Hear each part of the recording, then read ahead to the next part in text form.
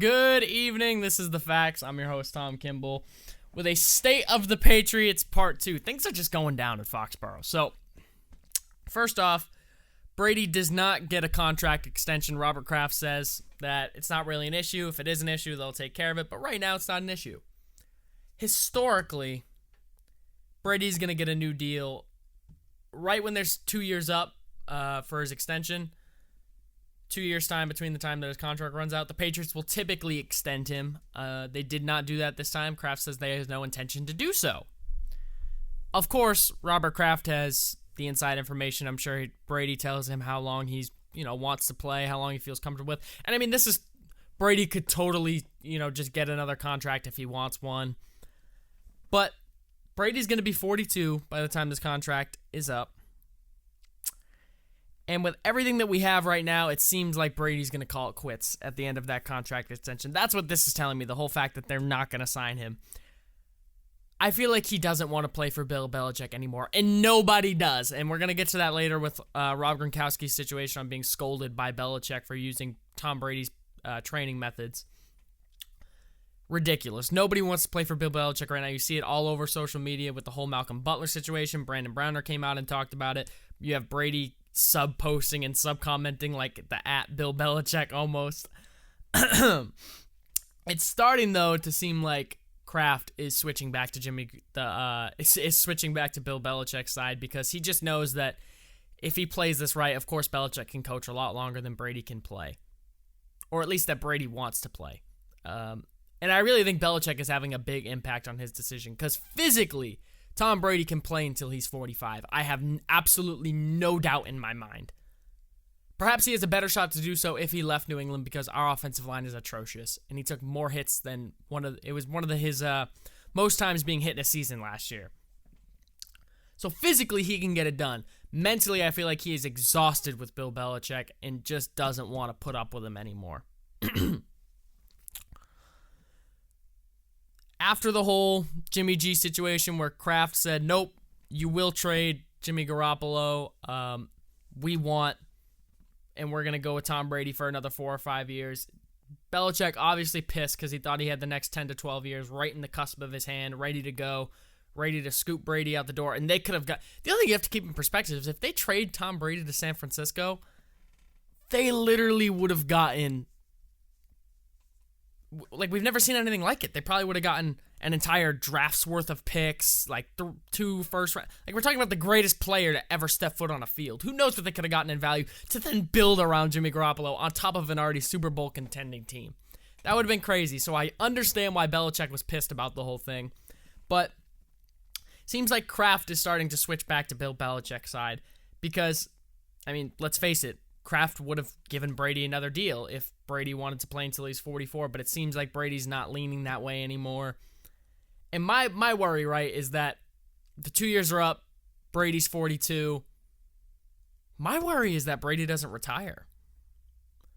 I genuinely believe that as much as he loves this organization, he's almost Jerry Rice-esque, where he doesn't have that replacement for football. He doesn't know what to substitute that 8 to 10 months of his life where he's just training probably even year-round.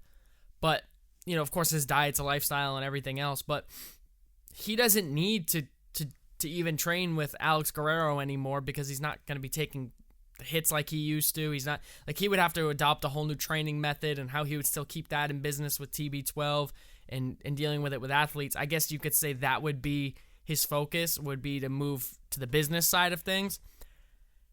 I really think that that's a sub-side or a sub-product of Brady playing the game that he loves to play. So my worry is that after this deal, Brady says, you know what? I really do love football. I always have, I always will. And I'm not ready to hang it up yet. I just don't want to play for Bill Belichick anymore. And that is when the Patriots let him go.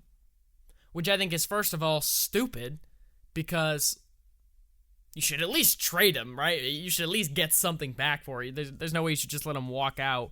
Now, granted, I don't think you should force him somewhere he doesn't want to go. I would think you'd say, Tom, where do you want to go?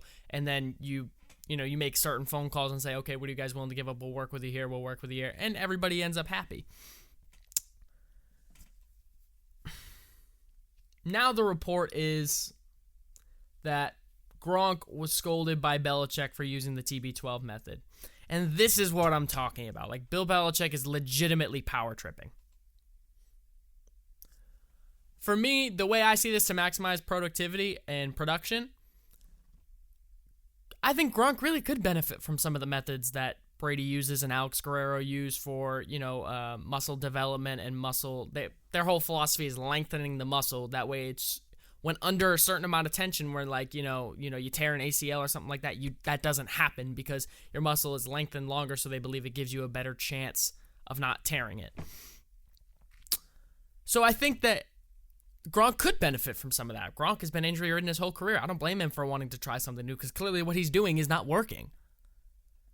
But it's also the fact that, Alex Guerrero doesn't believe in lifting weights. I believe in all this other stuff that Gronk needs to do because he's a tight end. Gronk's not the player he is at 6'7", and, he's probably 260, a rock-solid muscle. He's not that player if he doesn't lift weights. You need him to lift weights. You need him to still be this big, dominant, unstoppable force, and that only doesn't take into account speed and agility and muscle flexibility. It takes into account how strong you are, blocking. Brady doesn't have to do any of that. So why not just, if I'm the coach, if I'm Bill Belichick, if I'm Robert Kraft, and somebody needs to step in and say, who the hell cares if he goes and does muscle lengthening exercises or massages with Alex Guerrero? Let him do that. Let him do the speed training, the agility training, or any other type of muscle lengthening training he wants to do with Alex Guerrero. Let him do that. But then just have him work out with the team trainers.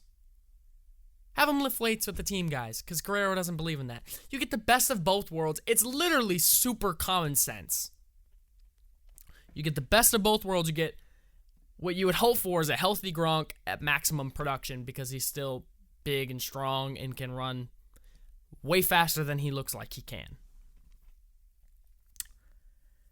But that also is on Gronk because, of course, Brady's going to be upset if he says, oh, well, I'm only going to follow part of it, because he has to go 50 in both ends. He's going to go 50 here and 50 there. So Brady's going to say, oh, I think you should come and do the full thing.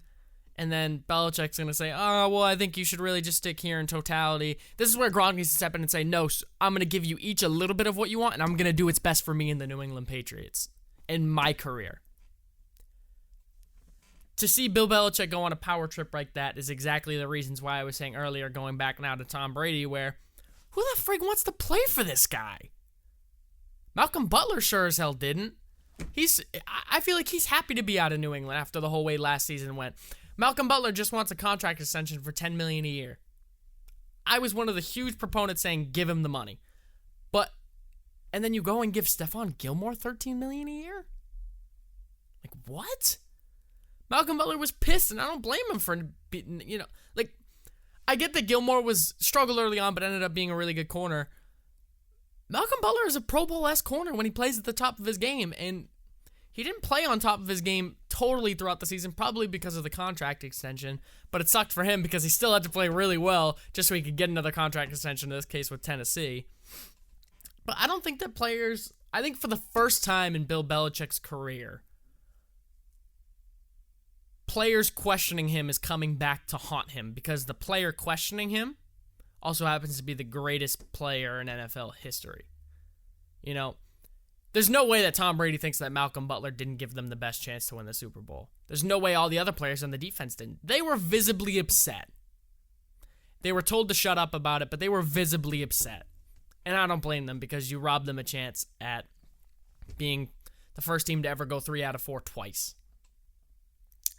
Bill Belichick is power tripping. Tom Brady's still the GOAT. Granted, Bill Belichick's also one of the best head coaches to ever do it. It's not worth saying, but this could get ugly by the time it's all said and done. It won't be this year, but I think 2 years from now it's going to start to get ugly. So I am your host, Tom Kimball. This is The Facts. Thank you so much for joining me. Sayonara.